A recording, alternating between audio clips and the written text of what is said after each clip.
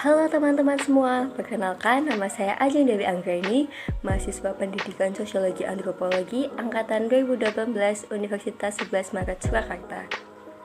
Pada video pembelajaran kali ini, saya akan ditemani oleh salah satu dosen hebat dari program studi Pendidikan Sosiologi Antropologi, yaitu Bapak Abdurrahman, untuk membahas tema yaitu bentuk, jenis, dan juga jenjang dalam pendidikan vokasional. Tanpa berlama-lama lagi, langsung saja yuk kita simak videonya berikut ini. Subtema yang akan dibahas pada video pembelajaran dengan materi bentuk, jenjang, dan jenis pendidikan vokasional diantaranya sebagai berikut.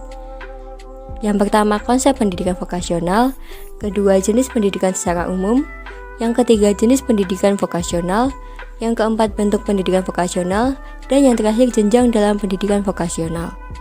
Tujuan yang hendak dicapai dalam video pembelajaran kali ini diantaranya yang pertama, mampu mengetahui jenis pendidikan secara umum. Yang kedua, mampu mengetahui bentuk pendidikan vokasional. Yang ketiga, mampu mengetahui jenis pendidikan vokasional. Dan yang keempat, mampu mengetahui jenjang dalam pendidikan vokasional. Capaian pembelajaran dalam video pembelajaran kali ini, yang pertama, mengetahui bentuk, jenis, dan jenjang dalam pendidikan vokasional. Dan yang kedua, memberikan respon mengenai bagaimana kondisi lulusan pendidikan vokasional saat ini. Nah, sebelum kita masuk ke materi konsep pendidikan vokasional, ada info menarik yang wajib kita ketahui bersama teman-teman mengenai pentingnya pendidikan vokasi.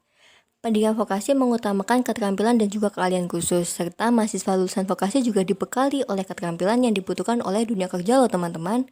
Selain itu, kurikulum dalam pendidikan vokasi memiliki porsi sekitar 60% praktik dan 40% teori, yang berarti lebih banyak praktiknya. Kemudian, umumnya lebih memahami implementasi jurusan di lapangan karena terbiasa dengan praktik, serta waktu kuliah cenderung lebih singkat, dan tugas akhir umumnya berupa laporan praktik kerja. Tahukah kalian bahwa pengembangan pendidikan vokasi menjadi salah satu prioritas pemerintah Indonesia saat ini dalam mendukung pembangunan sumber daya manusia di masa mendatang? Itu tadi informasi menariknya teman-teman. Selanjutnya kita akan masuk ke materi pertama. Yuk teman-teman, kita simak video pembelajaran kali ini dan jangan lupa ditonton sampai habis ya. Apa sih pendidikan vokasi itu? Pendidikan vokasi adalah pendidikan yang mengacu pada penguasaan keahlian terapan tertentu. Dengan demikian, pendidikan terapan yang didapatkan akan lebih banyak praktik dibandingkan dengan teori, dengan persentase 60% praktik dan juga 40% teori. Selanjutnya yaitu mengenai materi pendidikan secara umum. Sebelumnya ada info menarik lagi nih teman-teman, yaitu terdapat quotes dari tokoh terkemuka yaitu Robert Kiyosaki. Robert Kiyosaki mengatakan bahwa skills make you rich, not theories, yang berarti keterampilan yang akan memperkaya dirimu, bukan hanya teori. Oke, kita lanjut ke materi yang selanjutnya. Jenis pendidikan secara umum berdasarkan Undang-Undang Nomor 20 Tahun 2003 tentang Sistem Pendidikan Nasional terdapat 3 macam nih. Yang pertama pendidikan akademik, yang kedua pendidikan vokasional, dan yang ketiga pendidikan profesi. Pendidikan akademik adalah sistem pendidikan yang mengarah kepada penguasaan dan pengembangan disiplin ilmu pengetahuan, teknologi, dan seni tertentu. Pendidikan vokasional adalah pendidikan yang mengarah pada penguasaan keahlian terapan tertentu. Jadi lebih mengembangkan keahlian dibandingkan dengan akademik. Kemudian pendidikan profesi atau kejuruan adalah pendidikan lanjutan dari pendidikan akademik. Pendidikan profesi dipersiapkan untuk peserta didik agar memiliki pekerjaan dengan persyaratan keahlian khusus dan juga mendapatkan gelar profesi atau keahlian tertentu. Ada informasi menarik lagi nih guys sebelum kita lanjut ke materi selanjutnya yaitu jenis pendidikan vokasional, yaitu mengenai 10 politeknik negeri terbaik di Indonesia pada tahun 2020.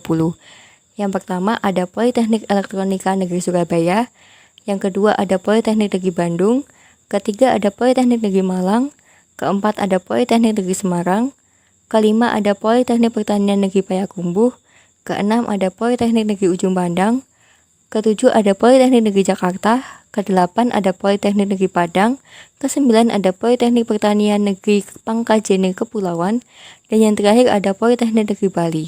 Yuk kita lanjutkan ke materi yang selanjutnya. Jenis pendidikan vokasional yang pertama yaitu pendidikan vokasional melalui SMK. SMK atau Sekolah Menengah Kejuruan adalah lembaga yang menyediakan pelatihan sekaligus pendidikan. SMK juga berorientasi untuk menyiapkan para peserta didik menjadi tenaga profesional yang ahli di bidang pendidikan. Selain itu, juga model pembelajaran serta kurikulumnya juga disesuaikan supaya mendekatkan para siswa dengan dunia kerja. Yang kedua yaitu pendidikan vokasi melalui SMA-LB. Apa sih SMA-LB itu? SMA-LB atau SMA luar biasa yaitu pendidikan yang dikhususkan bagi anak-anak berkebutuhan khusus dan memiliki hambatan seperti tunanetra, tunarungu, tunadaksa, tunagrahita, autis, dan lain-lain. Kemudian program pembelajaran pada SMA-LB ini dikhususkan dan difokuskan pada keterampilan peserta didik. Jadi, sehingga mereka ketika sudah lulus, mereka nantinya dapat mengaplikasikan keterampilan yang mereka miliki di dunia kerja. Yang ketiga yaitu pendidikan vokasi melalui perguruan tinggi. Pendidikan vokasi melalui perguruan tinggi ditujukan untuk kepentingan praktis, mulai dari D1, D2, D3, sarjana terapan, magister terapan, maupun dokter terapan. Kemudian juga berfungsi untuk mengembangkan peserta didik agar memiliki pekerjaan keahlian terapan tertentu melalui program vokasi dalam rangka mencapai tujuan pendidikan nasional. Pendidikan vokasi juga bertujuan untuk mengarahkan mahasiswa mengembangkan keahlian terapan, beradaptasi pada bidang pekerjaan tertentu, dan mendapatkan peluang kerja serta dapat menciptakan peluang kerja sendiri. Yang keempat yaitu pendidikan vokasi melalui lembaga kursus dan pelatihan atau LKP, yaitu merupakan salah satu pendidikan non-formal yang didirikan dan diselenggarakan untuk masyarakat yang memerlukan bekal pengetahuan, baik sikap, keterampilan, kecakapan hidup, mengembangkan diri, bekerja, usaha mandiri, profesi, dan lain-lain. Berbeda dengan pendidikan vokasi pada jalur formal, pendidikan vokasi LKP ini pada jalur non-formal diselenggarakan dengan 3 sifat, yaitu fleksibel, kemudian juga praktis, dan yang terakhir secara fungsional. Nah, ada quotes dari tokoh terkemuka lagi nih guys sebelum kita masuk ke materi bentuk pendidikan vokasional. Kali ini quotes dari tokoh Cornard Burns. Cornard Burns mengatakan bahwa vocational education programs have made a real difference in the life of countless young people nationwide. They build self-confidence and leadership skill by allowing students to utilize their unique gift and talents. Yang berarti program pendidikan vokasi memiliki perbedaan nyata dalam kehidupan anak muda yang tak terhitung jumlahnya di seluruh negeri. Mereka membangun kepercayaan diri dan keterampilan kepemimpinan dengan memungkinkan siswa untuk memanfaatkan bakat unik mereka serta talenta mereka. Selanjutnya, mari kita bahas mengenai bentuk pendidikan vokasional. Terdapat dua bentuk dalam pendidikan vokasional. Yang pertama pendidikan formal dan yang kedua pendidikan non-formal. Pendidikan formal adalah pendidikan yang diperoleh secara teratur, sistematis, bertingkat, serta mengikuti syarat-syarat yang jelas. Contoh pendidikan formal dalam tingkat sekolah yaitu sekolah menengah kejuruan atau SMK. Sedangkan pada jenjang perguruan tinggi seperti politeknik, sekolah vokasi, akademik, sekolah tinggi, serta pendidikan vokasi dalam universitas. Sedangkan pendidikan non-formal adalah pendidikan di luar pendidikan formal yang dapat dilaksanakan secara terstruktur dan juga berjenjang. Contohnya yaitu seperti kursus dan lembaga kursus pelatihan atau LKP. Nah teman-teman, mari kita melihat informasi mengenai bagian pendidikan vokasi Indonesia berikut sebelum kita masuk ke materi selanjutnya yaitu mengenai jenjang dalam pendidikan vokasional. Nah, dalam pendidikan vokasional sendiri itu ada 4 jenjang teman-teman, yaitu yang pertama D1, D2, D3, dan juga D4. Diploma 1 atau D1 memiliki durasi masa studi selama 1 tahun, memiliki 32 SKS, dan akan mendapatkan gelar AP atau ahli pratama. Diploma 2 atau D2 memiliki durasi masa studi selama 2 tahun, memiliki 64 SKS, dan akan mendapatkan gelar AMA atau ahli muda. Diploma 3 memiliki masa studi selama 3 tahun, memiliki 112 SKS, dan juga akan mendapatkan gelar AMD atau ahli madya. Kemudian Diploma 4 atau D4 setara dengan sarjana terapan, yaitu memiliki masa studi selama 4 tahun, memiliki 144 SKS, dan akan mendapatkan gelar ST atau sarjana terapan. Kalau begitu, apa perbedaan antara diploma dan juga sarjana? Perbedaan antara diploma dan sarjana terletak pada konsep jenjangnya, di mana apabila pada sarjana harus dimulai dari sarjana 1 kemudian dilanjutkan ke tingkat selanjutnya, seperti sarjana 2 dan juga sarjana 3. Tetapi pada diploma tidak harus memulai dari tingkat awal. Artinya bisa memilih salah satu saja, misalnya bisa langsung memilih diploma 3 dan tidak perlu memulai dari diploma 1 serta tidak perlu melanjutkan ke diploma 4. Justru diploma dapat melanjutkan kepada jenjang strata 1. Sesi selanjutnya yaitu sesi diskusi tanya jawab bersama Bapak Abdul Rahman selaku dosen pengampu mata kuliah pendidikan vokasional dengan pertanyaan yang dapat dilihat di layar video. Yuk, mari kita simak secara bersama-sama sesi diskusi tanya jawab bersama Bapak Abdul Rahman. Pemirsa sekalian, Assalamualaikum warahmatullahi wabarakatuh. Waalaikumsalam warahmatullahi Ini wabarakatuh. kita akan berbicara tentang jenis dan jenjang pendidikan serta bagaimana kondisi alumni di dalam menikmati masa depannya atau proses pendidikannya sampai pada masa depannya tentang karir dan pendidikan selanjutnya.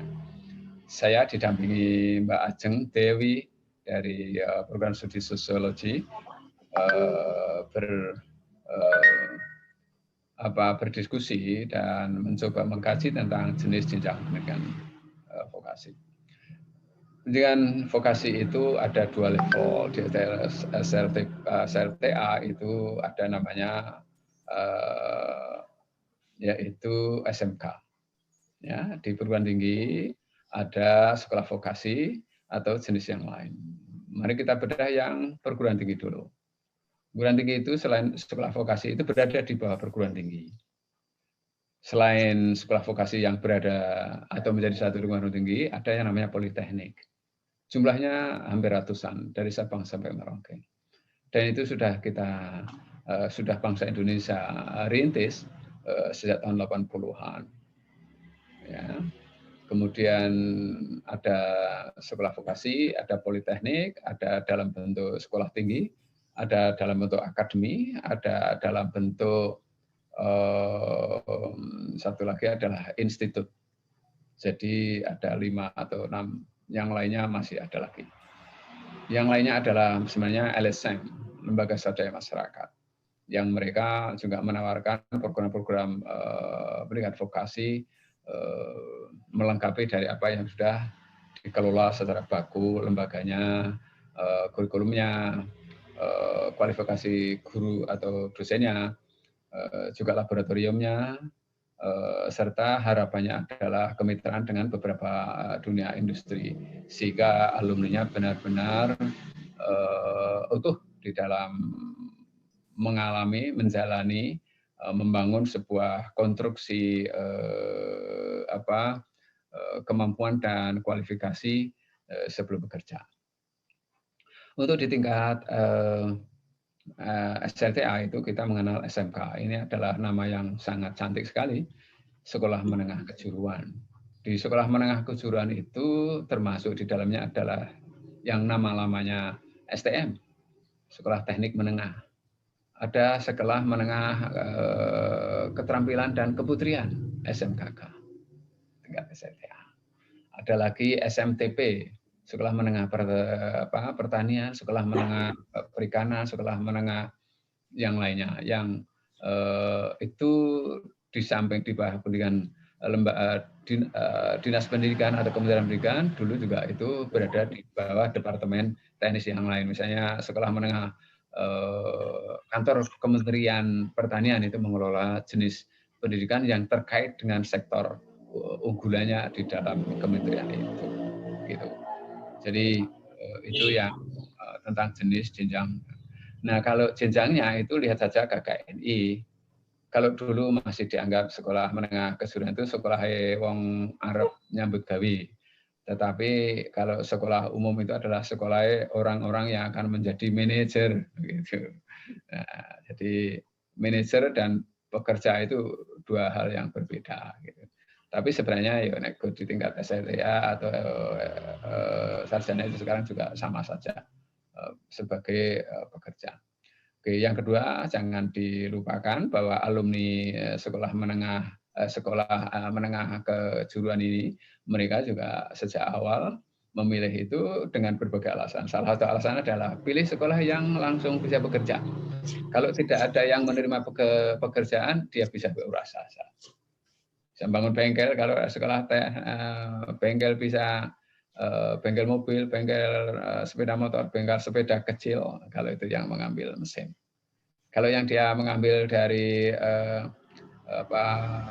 tourism atau pariwisata, sejak awal mereka bisa mengembangkan komponen-komponen pariwisata yang terkait misalnya dengan kuliner.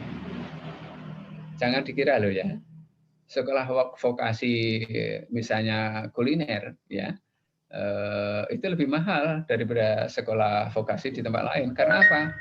Karena labnya itu adalah dapur, dan di dapur itu harus ngebul. Dalam ngebul itu kan perlu biaya, kalau mau bikin tongseng, mau bikin sate, atau mau bikin gado-gado, atau mau bikin apa yang dibutuhkan oleh calon konsumen-konsumen di hotel, di restoran, di warung-warung, apalagi kota Solo, kota kuliner, kota sejarah, dan kota wisata.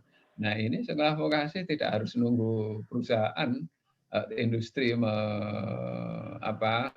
memperkerjakan dia, tapi mereka bisa mulai dari wisata lokal, wisata desa, wisata air, wisata sawah sekarang ini lagi ngetren. Jadi setiap jenjang itu punya kelebihan yang memfokuskan pada pekerjaan spesifik yang memang itu diharapkan bisa menjadi trigger dan menjadi girah untuk berwirausaha. Ada yang tertinggal, Mbak Ajeng? Baik, terima kasih atas jawabannya, Pak. Masih ada satu pertanyaan lagi sebenarnya, yaitu mengenai jenjang D4 dan juga S1. Dalam perspektif dunia kerja sendiri, D4 dan D1 ini S1 lebih dibutuhkan dan juga lebih dipandang lebih baik. Padahal keduanya itu sama-sama kuliah selama 4 tahun dengan SKS yang sama. Nah, itu menurut Bapak bagaimana supaya upaya kita dapat menghilangkan stereotip tersebut bahwa S1 lebih baik daripada jurusan lulusan D4 di dalam perspektif dunia kerja, begitu. Bagus sekali pertanyaannya, Mbak Aseng.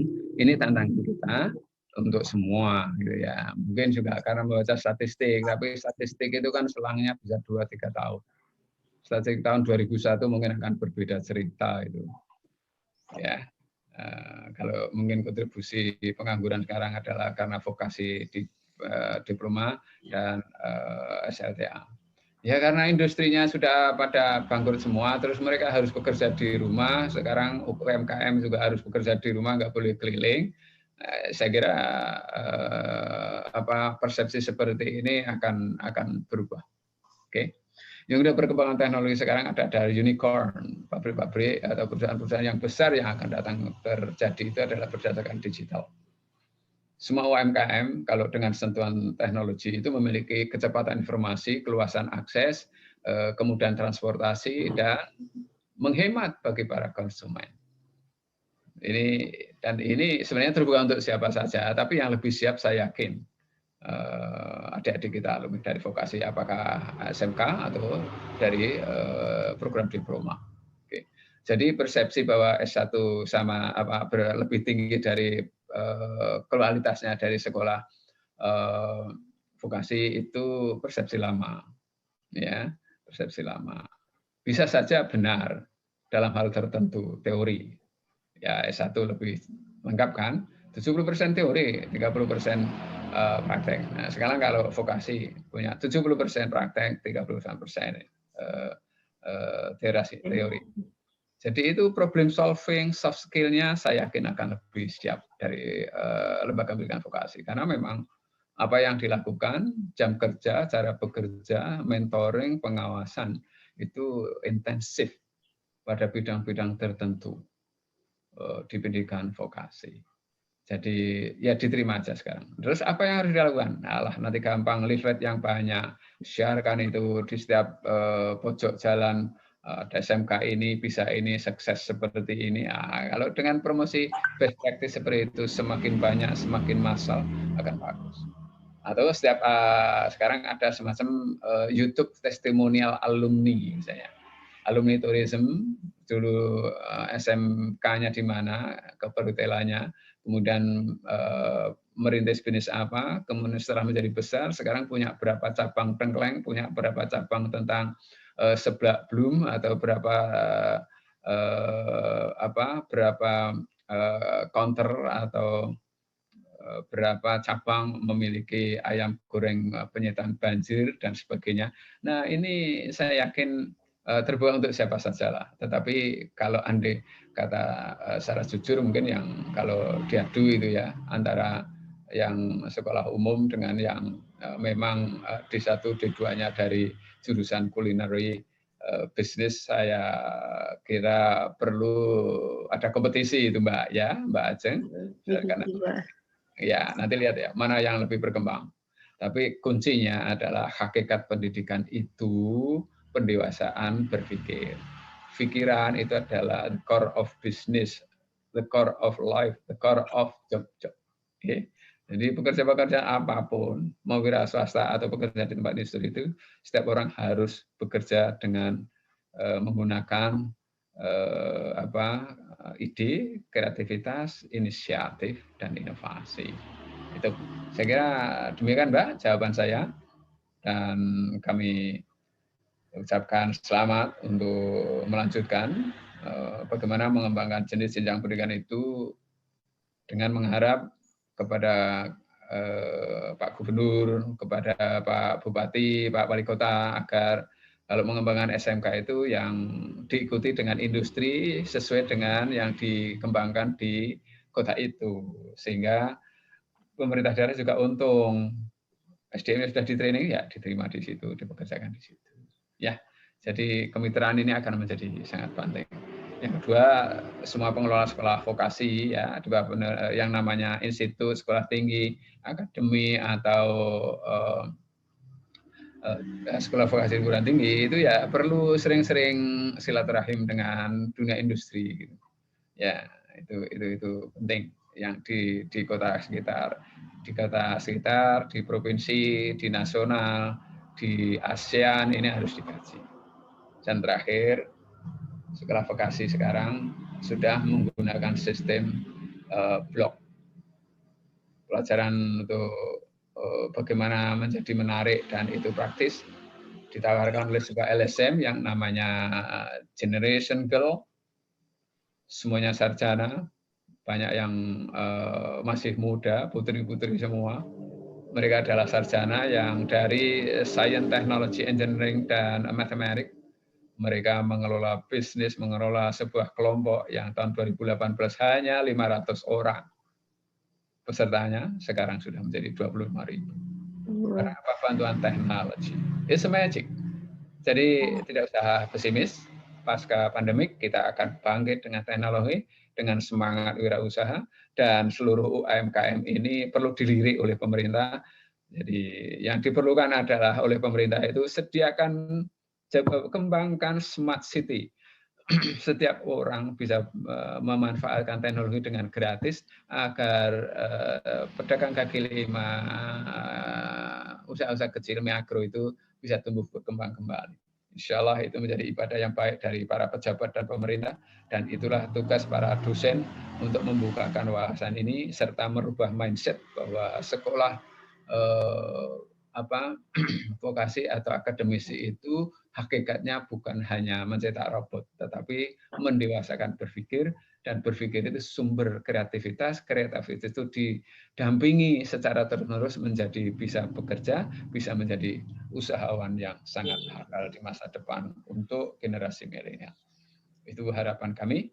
Terima kasih dan sampai ketemu pada sesi yang berikutnya. Assalamualaikum warahmatullahi wabarakatuh. Berikut merupakan referensi yang digunakan dalam membuat video pembelajaran dengan tema bentuk, jenis, dan jenjang dalam pendidikan vokasi. Yang pertama, buku oleh Dr. Putu Sudira MP dengan judul Filosofi dan Teori Pendidikan Vokasi dan Kejuruan, kemudian buku dengan judul Manajemen Pendidikan Vokasi.